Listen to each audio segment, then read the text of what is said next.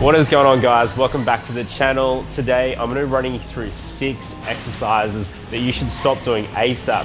Not only because they're minimizing your results, but also they can put you at risk of injury. But what I'm also going to do is help you out and give you some alternative exercises to start doing instead, which is going to maximize your gains. So this video is perfect for anyone who's wanting to gain muscle, get that tone, and basically get huge AF. Okay, so before we do get into these exercises, what I would love and appreciate is if you guys could quickly hit that subscribe button and also hit the like as well if you're enjoying the vids so far.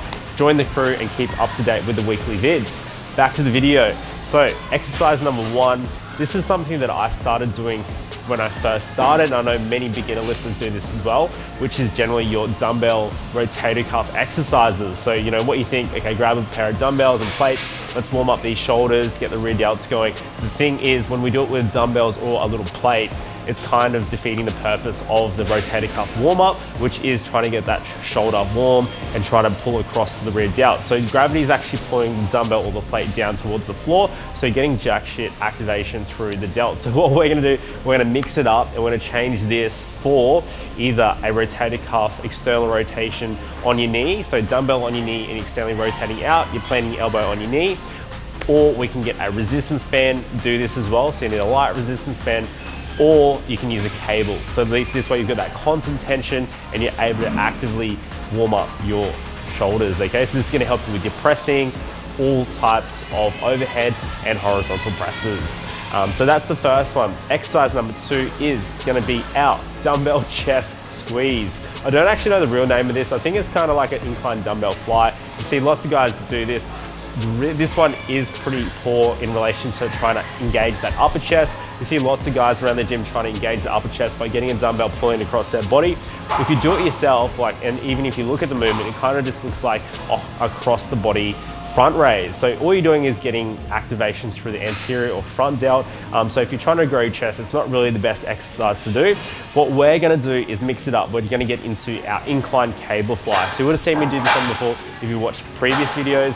What we're gonna do is have that constant tension through the chest, and we're getting our body in that angle where we're getting that adduction across and up to engage the upper chest. So the same direction your fibers are, I guess, put together. So that way we can fully get that most out of it, okay? So if you do incline cable flies, drop the weight down, and we're just trying to smash the volume anywhere between 12 to 20 reps. And yeah, you should notice your upper chest blow up. It's definitely a lot better than trying to do these chest squeezes, which yeah, you're just getting that massive front delt, which we all have bigger delts, small upper chest. So let's get into it. Third exercise is gonna be your inner chest plate squeeze. This is a very common one you see on like Instagram. You see guys in the gym do this as well. This is basically when you're on a flat bench, you've got the plate between your hands and you're trying to target, you know, that so-called inner chest. Guys, if I'm completely honest with you, there's no exercise that's really gonna target that inner chest, even though it might feel like it. What I would recommend you do, ditch the plate. Firstly, we're gonna do that just because obviously you're not getting much activation. Your ability to overload, to actually go heavy, is probably capped out at the 25 kilo plate, which is the heaviest plate. So, you know, once you hit that threshold, you're not really getting much out of it. If you want to get better bang for your buck, you're gonna get under either the hex press, so you can go dumbbell loaded, elbows locked in, trying to squeeze that chest hard at the top. You're gonna get a lot of better contraction, ability to overload as well. Or you can just hit your dumbbell bench press, which is your flat elbows out, and you're gonna get better chest engagement. You're able to overload, get strong AF, and that's gonna help you develop that bigger chest rather than that little plate squeeze, okay? So that is number 3. Number 4, this is quite a dangerous one. So this is more on the dangerous side, which is, you would have seen some people do this is behind the neck lat pull down. So instead of the normal pull down, what they do, they think, okay, let's change it up, do the advanced variation, grab the wide grip lat pull down button, pull it down behind your neck. This isn't getting any lat engagement. In fact, what you're actually doing is getting a lot of tension built up behind your neck, and you're using predominantly your traps to actually pull the weight down. And yeah, as you can see, it's quite restrictive. So what I'd like you to do is substitute this exercise out of your program if you're doing it at the moment, and we're gonna get into your standard wide grip lat pull downs. Now, the reason why we're gonna do this is that you're actually gonna get better lat engagement. Obviously, we still wanna keep our form strict, so focus on pulling those elbows down towards your hips, and you're able to, with that grip, pull it all the way down to your chest. You get that big range of motion, get the elbows past the body, and we get an awesome stretch and squeeze, which again is gonna get you those wide lats that you're after, instead of getting you a super nice neck and potentially, you know, tweaking your neck, which we don't want.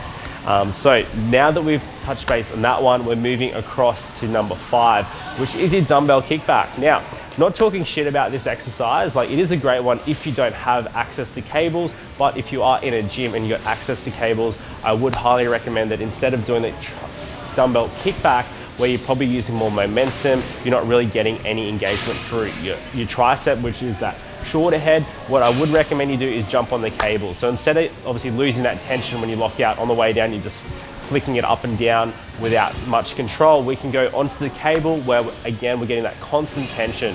Okay, you've got that force that's pulling that weight away from you, and you can lock it out, and it's a lot easier to get that mind-muscle connection going as well.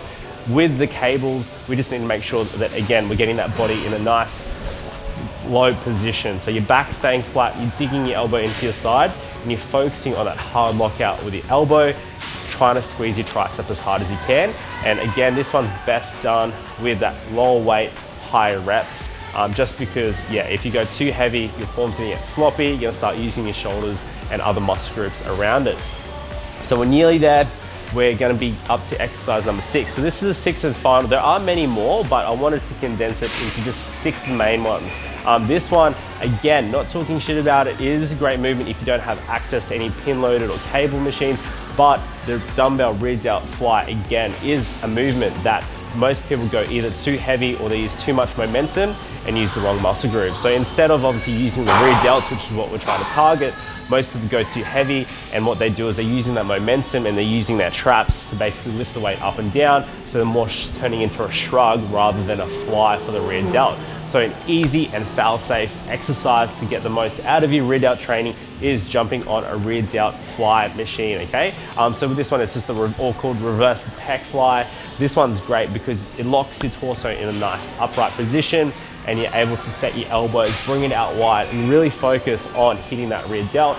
Obviously you can't target, there's gonna be some trap engagement, but there's gonna be a lot less compared to your rear delt fly with the dumbbells, which like I said, gonna be using lots of momentum, and yeah, you're probably gonna be using the wrong muscle groups. So they're basically the exercises. Like I said, this isn't a be all end all. If you are doing some of these, that's okay, but I would highly suggest if you want to get the most out of your training, to start doing these 6 new variations and alternatives now to get that muscle mass, get the better activation, and train safer, because obviously longevity is key as well, okay? So if you guys did get anything out, please let me down below, and also hit that thumbs up. As well as that, guys, any suggestions, please let me know in the comments below, okay? We're coming out with weekly vids, so if you guys want to stay up to date, remember, hit the subscribe. Otherwise, I'll see you guys in the next video. Hope you have an awesome day, and yeah, I'll see you then.